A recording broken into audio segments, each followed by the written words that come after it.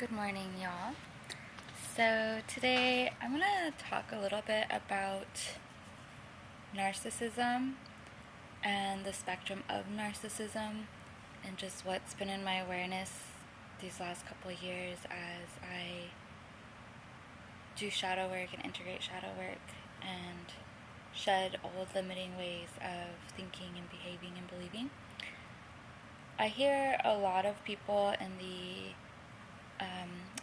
empath community talking about how narcissists are evil and narcissists are monsters, and like they're pointing fingers at the narcissist, right?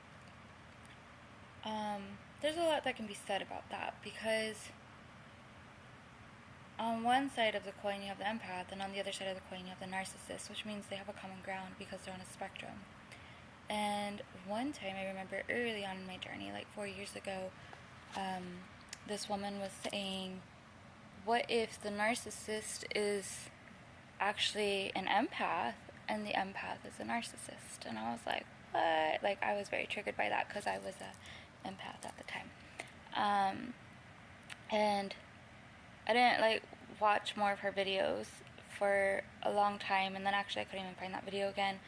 But then as life would have it, since everything's cyclical, I revisited the topic of empaths and narcissism years later and was learning and watching a lot about that. And I'm not saying that narcissistic behaviors don't exist, they definitely do. But I do believe that a narcissist, at the end of the day, has an overinflated ego that comes from a place, from a heart that felt and loved and cared and had joy run through it. And then something hurt them so bad in life, or maybe multiple times they were hurt so badly in life, that that heart became very armored and that ego of self-protection became very inflated.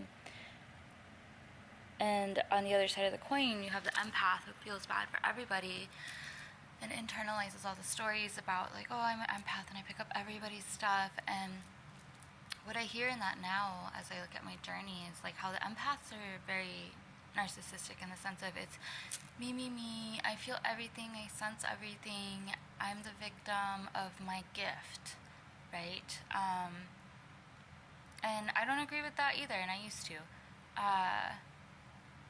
Because then you're making it about, you're manipulating life because you're manipulating people by being a people pleaser. And you're like picking up their energies because you're probably not shielding your energy properly. And if you are, there's something else to that there's like an opening in your psyche's field. But picking up this energy and then doing anything and everything you can to make the energy feel more comfortable to you that you're picking up from the other person. So you people please and manipulate the situation to get what you want. It's not about the other person, it's about the empath, right? So then there's that to look at, right? And then weaving this a little further along, so then, again, as life would have it, I'm revisiting cycles of reflecting on narcissism and empaths, and it was really interesting because I recently had a heat stroke a few weeks ago, and it caused me to just basically go back to basics and building blocks. And the message that I had gotten from the universe about that stroke was like, you really need to fill your spiritual cup, because I'd been pouring so much energy into my husband, who is going through his own paradigm shifts and growth cycles, and he's unlearning narcissistic behaviors just like I've had to unlearn narcissistic behaviors.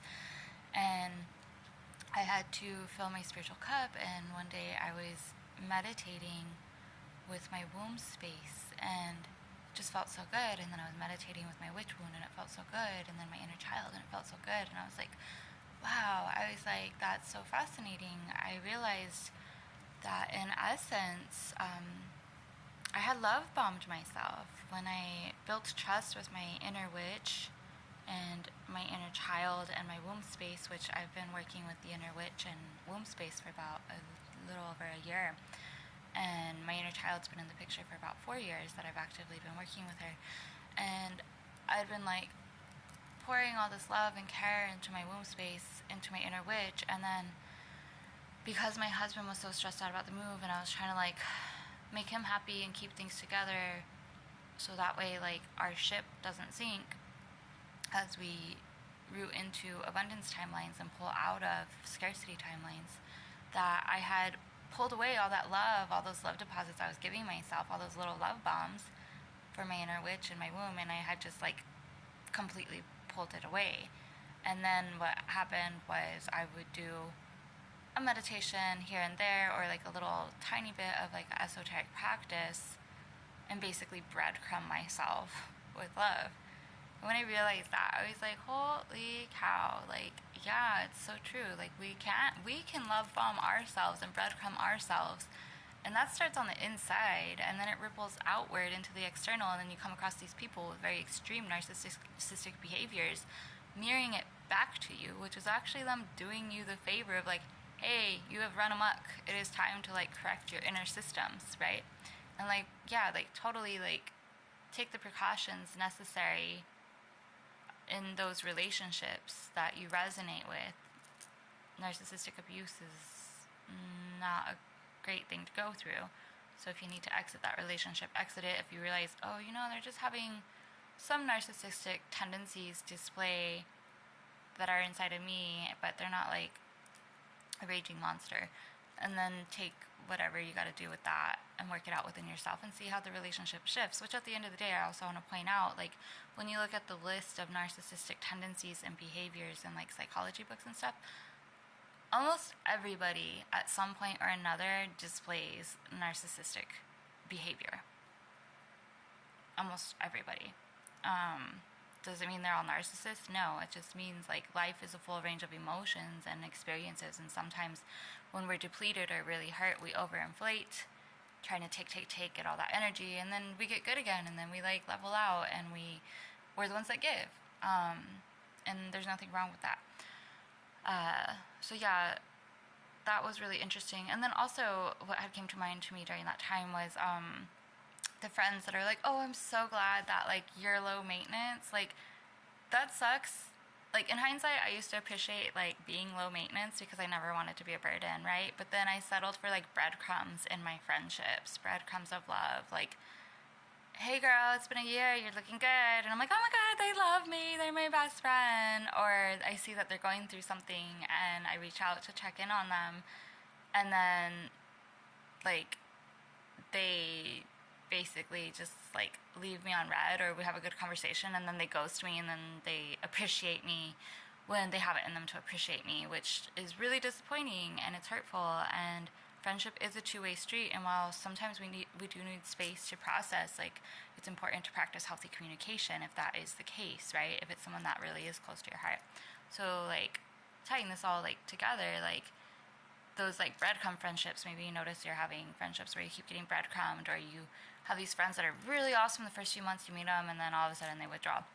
And maybe it's because you were like doing really, really awesome within yourself. You met these friends and you withdrew from yourself, right? Or you were doing really awesome with your practices and your affirmations and whatever like self-development things you resonate with and self-healing things. Then you met a partner, and then you withdrew from all of that. And so basically you love bombed yourself, you breadcrumbed yourself, and then you get mad at them because they're not showing up in the way they used to. And that's something that's actually inside of you being reflected back to you. And if you correct that and love on that part of yourself and like restructure yourself, chances are the person is going to either shift and match you, or they're going to fall out of your life because they reflected.